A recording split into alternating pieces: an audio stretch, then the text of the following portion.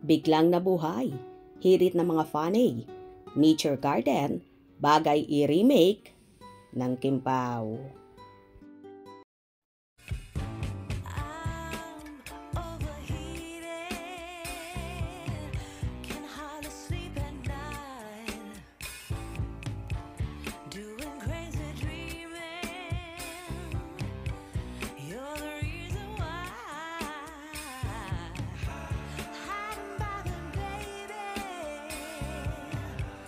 Dahil nga sa pagkawala at pagpanaw ng sikat na Taiwanese actress na si Barbie Hsu, aka Sunshine sa sikat na series noong 90s, ang Nature Garden na kinabaliwan noon ng mga Pilipino.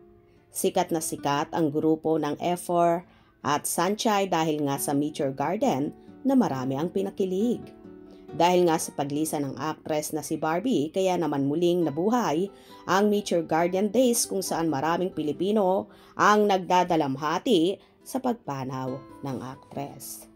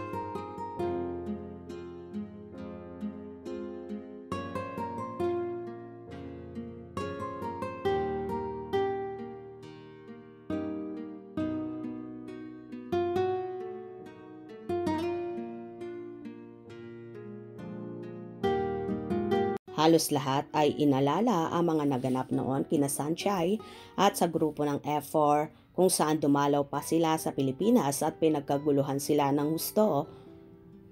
Sinasabing si Sunshine at ang F4 ang pangalawang big celebrities na pinagkaguluhan pagdating pa lang sa airport, na hindi magkamayaw ang mga tao sa sobrang dami na halos hindi mapigilan ng airport personnel ang mga tao na dumumog sa mga Taiwanese artists.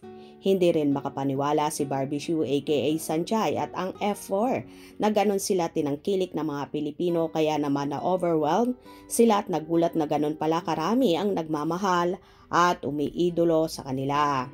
Samantala, inihahalin tulad naman ngayon sina Sunshine at Dao Mingzi sa tandem ni Kim Chiu at Paolo Avellino or mas kilala sa Kimpaw, kung saan maraming fanay ang kilig na kilig sa dalawa at kung noon daw ay grabe ang kilig nila kay Sunshine at Dao Mingzi, ngayon naman daw ay sa Kimpaw sila nahuhumaling. May mga hirit naman ang mga fanay na sana daw ay i-remake ang Nature Garden at ang Kimpaw nga daw ang magandang gumanap nito.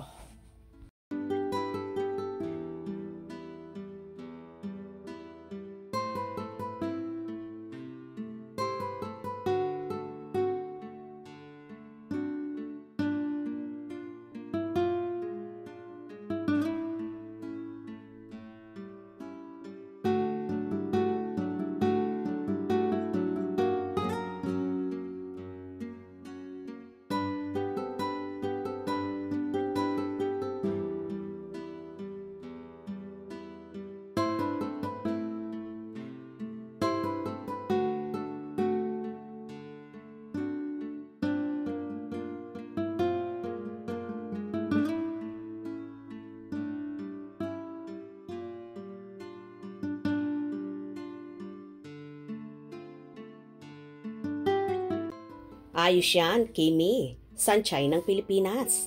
Paulo, Dao Mingzi ng Pilipinas. Mi, gusto ko sina Kim at Paulo sa Nature Garden the movie. Hindi ako masyadong fan ng Nature Garden pero naranasan naming manood ng concert nila sa The Fort ata yon. Kim Pao, loyal na po ako ngayon.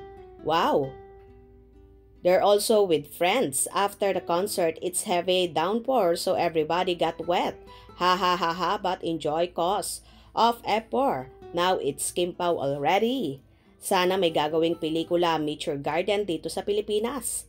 Kim Pao ang gaganap. Sana i-remake ng Kim Pao ang Meet Your Garden. Agree po ako dyan. Good suggestions, Kim and Paulo and etc. Bagay kay Kim. Yes po, totally agree noon at ngayon. Pwede sa Kim Pao. Para sa inyong lahat ito. Super. Nasa 30 years old nga ako noon. Sinusubaybayan ko yan.